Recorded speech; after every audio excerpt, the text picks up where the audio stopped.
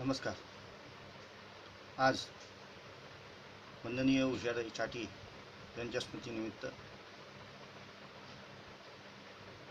त्यांना प्रथम अभिवादन करतो आणि आपण सर्वांना त्यांचं राष्ट्रसेविका समितीचं कार्य आपल्या सगळ्यांना माहीत आहे आणि त्या तृतीय संचालिका म्हणून त्यांनी पदभार सांभाळला होता. त्यांच्या स्मृतीप्रित्यर्थ आनंद यात्री या नावाचा हा जो कार्यक्रम सुरू आहे त्या कार्यक्रमाबद्दल आयोजकांना धन्यवाद. या सदरामध्ये आपण सर्वजण अनेक विचारवंतांचे विचार ऐकतो. मी प्रवीण अशोकराव जोशी, संगीत क्षेत्र, कथा, कीर्तन, भागवत अशा वेगवेगळ्या माध्यमातून मी म्हणजे हे कार्य माझ्याकडनं भगवंतांनी करून घेतलं असं म्हणायला काही हरकत नाही. महाराष्ट्रात, महाराष्ट्राबाहेर आणि पुढेही त्याची जर इच्छा असेल तर ते अव्याहतपणे तो माझ्याकडनं करून घेईल. आजच्या या सदरामध्ये मी जो विषय मांडतो आहे तो विषय साधना ते समाधी या प्रवासावर माझे विचार मी व्यक्त करणार आहे. आता साधना म्हटलं म्हणजे तुम्हाला काहीतरी कार्य आलं, काहीतरी व्रत आलं, आणि साधना ते समाधी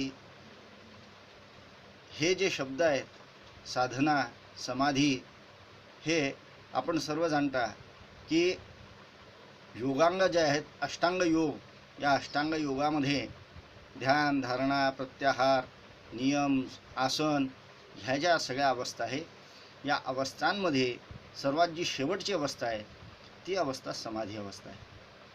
आता त्या समाधी अवस्थेतही समाधीचे सुद्धा दोन प्रकार आहेत, पण आपण त्याच्यात इतक्या सध्या सखोल याच्यात जाणार नाही कारण तो विषय खूप मोठा आहे. पण आपण म्हणजे मनुष्याचा जन्म झाला, जन्म झाल्यानंतर त्याचा प्रवास सुरू होतो. मग त्याला समाधी प्राप्त होते का हो, का त्याच्यासाठी त्याला वनातच जावं लागतं, संन्यासच घ्यावा लागतो, घरदार सोडावं लागतं, असं काही आहे का? मग अशा लोकांना समाधी याचा आनंद मिळू शकतो. आता बघा, आपण जर तसे सगळे बघितले तर या सगळ्यांना यांनी ज्या वेळेला घरदार सोडलं असेल किंवा संन्यास घेतला असेल, यावेळेलाच त्यांना समाधी त्यांची लागली, समाधी अवस्था प्राप्त झाली, असं आपण बरेचदा बऱ्याच ठिकाणी वाचलेलंही असेल. परंतु आपण संसारात राहून रोजची जी निजी कामं आहेत ती कामं करून आपल्याला समाधी अवस्थेचा आनंद घेता येईल. तर मला असं वाटतं की तो आनंद आपण घेऊ शकतो आणि तो आपण घेतलाही पाहिजे, पण आपल्याला ते कळत नाही. एक गोष्ट सांगतो, ती गोष्ट अशी की त्याच्यात आपल्या एक गोष्ट लक्षात, म्हणजे त्या गोष्टीहून काहीतरी बोध होईल. गोष्ट अशी की एका गावामध्ये एक साधू महाराज नेहमीप्रमाणे आपल्या त्यांचे मार्गक्रमण करीत असताना, कारण साधू एखाद्या ठिकाणी थांबत नाही, त्यांचं सतत त्यांची यात्रा सुरू असते, आणि त्या यात्रेच्या निमित्तानेच ते यात्रा करत असताना एका गावामध्ये आले, आणि एका गावामध्ये एक हत्ती जो आहे तो फार उधळला होता, उन्मत्त झालेला होता, आणि तो काही केले ऐकत नव्हता. सगळे लोक त्याच्या मागे होते, राजाचे सैनिक मागे होते, आणि सगळं असं असताना तो हत्ती जो आहे तो इतका उन्मत्त झालेला होता आणि तो नुकसान खूप करत होता. मग आता काय करायचं, त्याला कसं आटोक्यात आणायचं, सगळे प्रयत्नात होते. हे साधू महाराज त्या ठिकाणाहून जात असताना यांना तो सगळा यांनी तो ते जे दृश्य आहे ते दृश्य सगळं यांनी पाहिलं, आणि त्या दृश्यानुसार हे फक्त त्या हत्तीजवळ गेले आणि त्यांनी त्याची शेपूट धरली. हत्तीची शेपूट धरल्याबरोबर तो हत्ती जागच्या जागीच थांबला.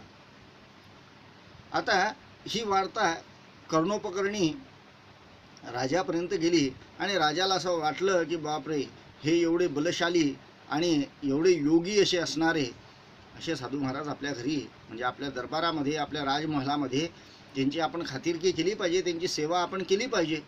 आणि त्यानुसार त्यांनी विनंती केली. त्या साधू महाराजांना राजा आपल्या राजमहालामध्ये दरबारामध्ये घेऊन गेला, राजवाड्यामध्ये घेऊन गेला. त्यांची राहण्याची उत्तम व्यवस्था राजाने केली. सकाळीच त्यांना केशर टाकलेलं छान असं बदाम पिस्ता सगळे असे हे टाकून ते दूध द्यायला लागले.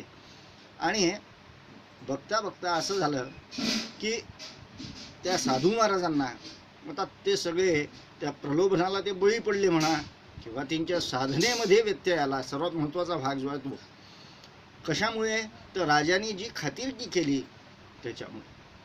मग पुन्हा एकदा जेव्हा असा प्रसंग आला त्याचा परिणाम असा झाला की पुन्हा जेव्हा प्रसंग आला तर हे साधू महाराज जे आहेत यांना त्यांच्या साधना कमी पडल्यामुळे त्यांना त्या हत्तीला शांत करता आलं नाही.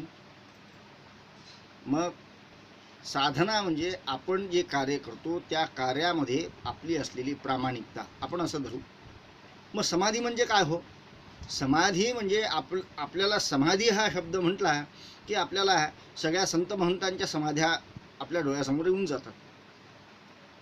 ज्ञानदेवांची असो संजीवन समाधी किंवा संत गजानन महाराजांची संजीवन समाधी असो किंवा अन्य अजून काही आपण ज्या ज्या ठिकाणी संत महात्मे झालेले आहेत त्यांच्या समाधी आहेत.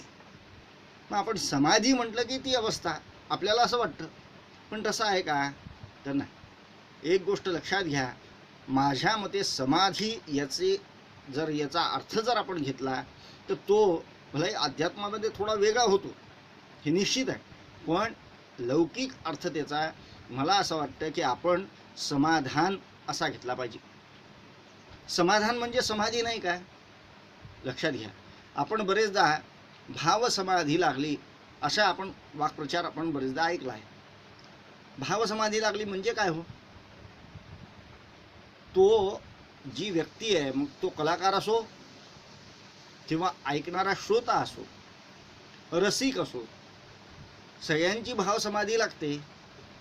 भाव समाधी लागते म्हणजेच काय की ज्या वेळेला एखादा गायक त्याला आवडणारा राग म्हणा किंवा एखादी रचना म्हणा तो गात असताना त्याची भाव समाधी लागते. म्हणजे तो त्या रचनेशी किंवा त्यांनी जे इष्टदेवता त्याची असेल त्या देवतेशी तो एक रूप झालेला असतो. सर्वात महत्त्वाचा भाग आहे, एक रूप झालेला असतो. हा जेव्हा एक रूप होतो त्यावेळेला त्याची भाव समाधी लागते. मग भाव समाधी लागते याचा अर्थ तो परत त्याच्यातून येत नाही असा आहे काय? नाही.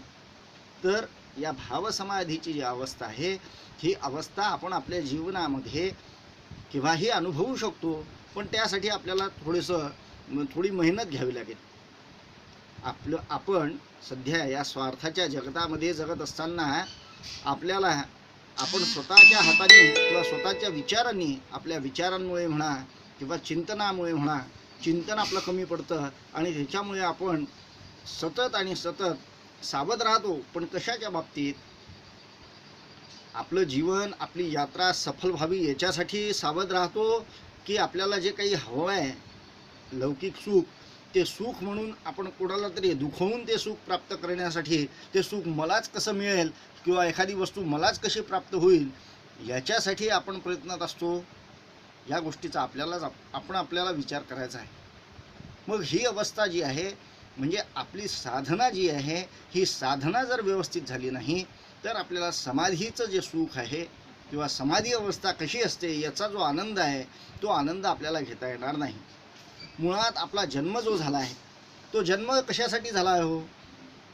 पैसे कमवण्यासाठी, नावलौकिक कमवण्यासाठी किंवा जगामध्ये माझ्यासारखी दुसरी कोणती व्यक्तीच नाही याच्यासाठी?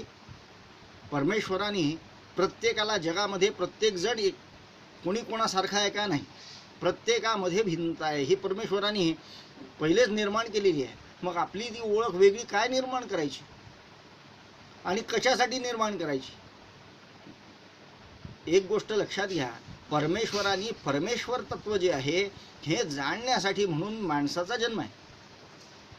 आता हे जे जन्म वारंवार पुनर्जन्म वगैरे या ज्या गोष्टी आहेत तो विषय थोडासा वेगळा आहे. त्याच्यात आपल्या कर्मानुसार आपल्याला जन्म घ्यावा लागतो, हा भाग वेगळा आहे. त्याच्यावर आपण आज भाष्य करणार नाही. पण एक गोष्ट लक्षात घ्या की साधना ते समाधी हा प्रवास सगळेजण म्हणजे उच्च नीच, कुठल्याही जातीचा, धर्माचा, पंथाचा कुठलाही जरी असेल तर तो साधक ही यात्रा सफलतेने करू शकतो. मात्र त्याच्यामध्ये एक तर स्वार्थबुद्धी नको आणि दुसरं आपल्याला ते समजून घेण्याचं, ते समाधान प्राप्त करण्याची मनामध्ये इच्छाशक्ती असावी लागते, तरच ते आपल्याला साधेल, नाही तर साधणार नाही. आणि बघा काही काही गोष्टी अशा आहेत की ज्याच्यामध्ये साधना ही महत्त्वाची आहे. म्हणजे तुम्ही करत असलेलं कर्म जे आहे हे निस्सीम असलं पाहिजे. याच्यासाठी निस्सीमतेसाठी गोपींनी एवढं उदाहरण दुसरं कोणीच नाही जगामध्ये. गोपींनी जी भक्ती केली, सगळे कामं केले घरचे, सासू रागवते आहे ते बोलणे खाल्ली, पण त्या कृष्णाशी एकरूप झाल्या. ती भक्ती जी आहे त्यांची ती कृष्णाशी एकरूप झाली. मग त्या जीवन जगत असताना समाधी अवस्था त्याचा आनंद त्या घेत होत्या. योगामध्ये समाधी अवस्था जी आहे ती समाधी अवस्था प्राप्त करण्यासाठी, समाधी अवस्था म्हणजे तरी काय हो, तर आपला जो अंतरात्मा आहे त्या अंतरात्म्याशी एकरूप होणं. त्या अंतरात्म्याशी एकरूप होणं म्हणजे आता काही जण असे आहेत बा, आपल्याला बरेच उदाहरणं काही काही माहीत असतील की एक उदाहरण असं आहे ब्रह्मचैतन्य गोंदवलेकर महाराजांच्या जीवनातलं, की ते ज्या वेळेला लहान होते आणि म्हणजे लहान म्हणजे बाहेर याच्यातच या अवस्थेमध्येच होते, साधू अवस्थेमध्ये, पण ते योगी होते जन्मतःच, त्यांच्यावर कृपा आशीर्वाद होताच. तर हिमालयातून काही जण आले होते, 2 जण, आणि त्यांना ज्या वेळेला यांच्यासमोर ते बसले आणि त्यांना असं वाटलं की आता आम्हाला समाधी कशी लागते बघा, आम्ही जेव्हा ध्यान करतो तेव्हा. आणि त्यांनी काय केलं, सुरुवातीला त्यांनी एक गांजाचा कश मारला. कशासाठी हो? आणि ब्रह्मचैतन्य महाराज जे आहेत, ब्रह्मचैतन्य महाराजांनी डोळे मिटले आणि त्या परमात्म्याचं ध्यान केलं. आणि आपला जो श्वास आहे हा श्वास म्हणजेच तर परमात्मा आहे, आणि त्या परमात्म्याशी ते एक रूप झाले. मग ते भाव त्या समाधीतून परत आले की नाही? आले ना. या अशा अनेक गोष्टी आहेत. शुकमुनी सुद्धा निर्विकार होते, पण राजा जनक राज्य करत असताना सुद्धा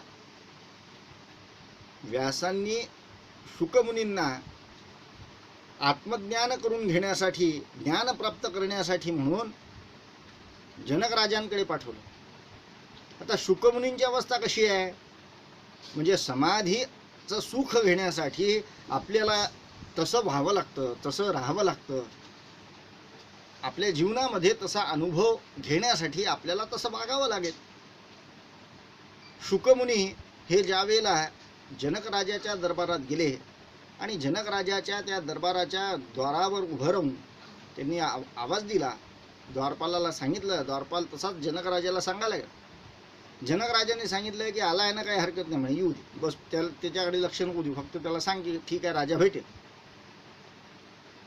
राजा भेटेल असं म्हणण्यात राजांनी त्यासाठी 4 दिवस घातले. शुकमुनी ज्या ठिकाणी बसलेले होते बाहेर वाट पाहत राजाची, त्याच ठिकाणी त्याच्यावर 2-3 दिवस गेले.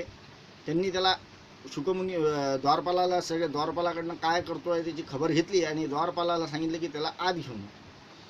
शुकमुनींना आत आणलं. आत आणल्यानंतर त्या ठिकाणी शुकमुनी चौकामध्ये म्हणजे राजवाड्याच्या चौकामध्ये शुकमुनी तिथे बसलेले. जसे ती अवस्था तिथे होती तशीच अवस्था इथे सुद्धा. काही कोणाशी बोलणं नाही, काही नाही, काही खाणं पिणं काही घेणं देणं नाही. असे 8 दिवस गेल्यानंतर 8व्या दिवशी जनक राजाच्या लक्षात आलं की हा जे ज्ञान प्राप्त करण्यासाठी आला आहे ते ज्ञान प्राप्त करण्याची जी अवस्था असावी लागते ती अवस्था याच्यामध्ये आहे, हा त्यासाठी पात्र आहे. पण आपण ही समाधी जे सुख आहे हे सुख प्राप्त करण्यासाठी आपण आपल्या स्वतःला त्या लायकीचं बनवलंय नाही. लोभाचे धबधबे वाहतात आहे आणि आपण प्रत्येक ठिकाणी कोणाशी बोलताना असेल, कोणाशी भेटताना असेल, प्रत्येक ठिकाणी आपला जर काही निजी स्वार्थ असेल तरच त्याच्याशी बोलतोय. मग आपल्याला ती समाधी अवस्था जी आहे ते समाधीचं सुख आहे हे कसं काय मिळेल, ते समाधान आपल्याला कसं काय मिळेल. समाधी म्हणजे समाधान. समाधान जर आपल्याला प्राप्त करायचं असेल तर ते समाधान प्राप्त करण्यासाठी आपल्या ज्या वृत्ती आहेत या आपल्या वृत्ती या ज्या बहिर्मुख आहे त्या अंतर्मुख व्हायला पाहिजे.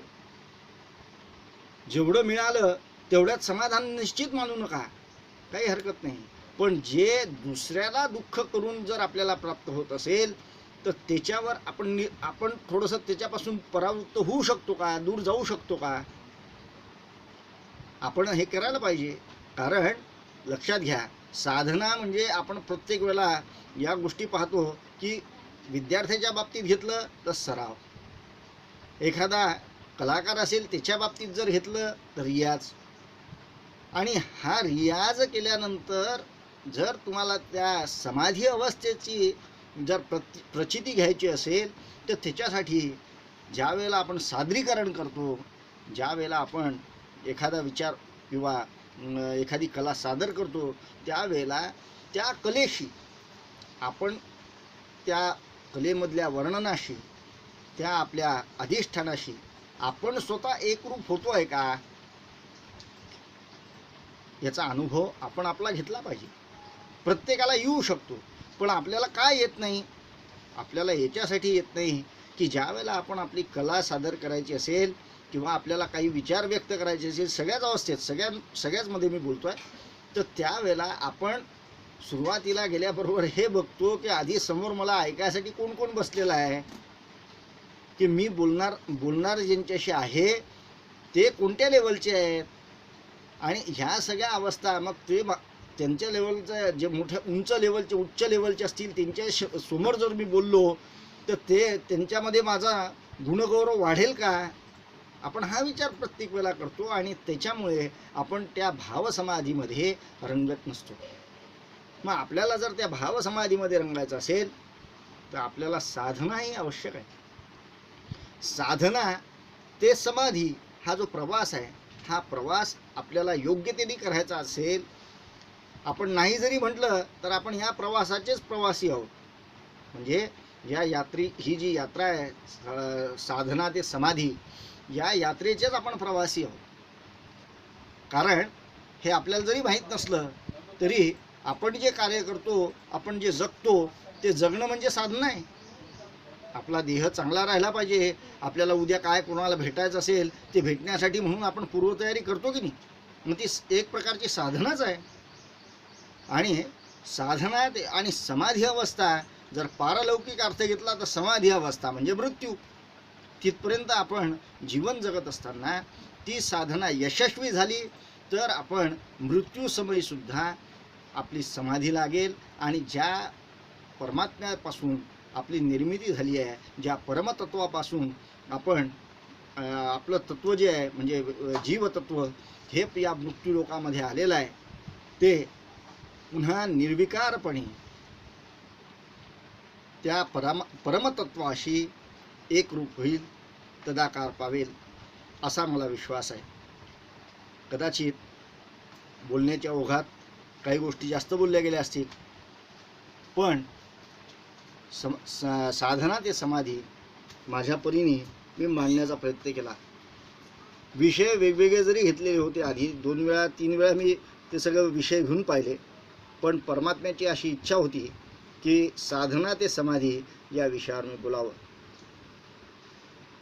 आता एक गोष्ट लक्षात घ्या की कधीकधी प्रसंग खूप असतात सांगण्याची, पण सांगताना आपल्याजवळ 20 मिनिटाची मर्यादा होती. त्याच्यामुळे त्या मर्यादेत जेवढं बसलं तेवढं बसवण्याचा मी प्रयत्न केला, तेवढं बोलण्याचा मी प्रयत्न केला. पुन्हा आदरणीय वंदनीय उषाताई चाटी, राष्ट्रसेविका समितीच्या तृतीय संचालिका यांच्या स्मृतीला अभिवादन करतो. आणि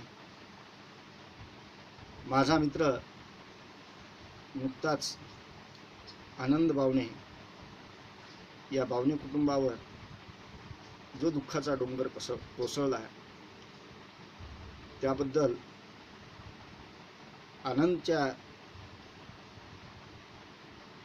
पुढील प्रवास म्हणजे मृत्यूनंतरचा जीवात्म्याचा प्रवास हा अधिक सुखकर व्हावा यासाठी परमेश्वराजवळ विनंती करतो.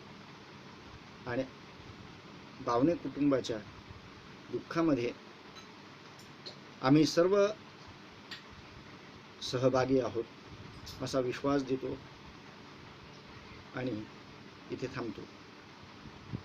नमस्कार.